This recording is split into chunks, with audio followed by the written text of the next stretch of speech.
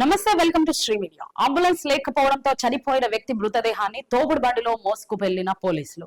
ఇదేదో పల్లెటూరు దుస్థితి కాదు. రేవంత్ రెడ్డి సొంత నియోజకవర్గంలోనే జరిగిన ఘోర అవమానం.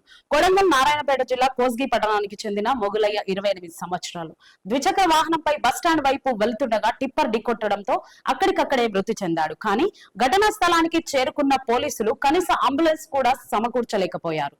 చివరికి ప్రభుత్వ ఆసుపత్రికి తరలించడానికి మృతదేహాన్ని సంతలో నిమ్మకాయలు అమ్ముకునే ఓ చిరు వ్యాపారి దోపుడు బండిని బలవంతంగా తెప్పించి ఎక్కించారు.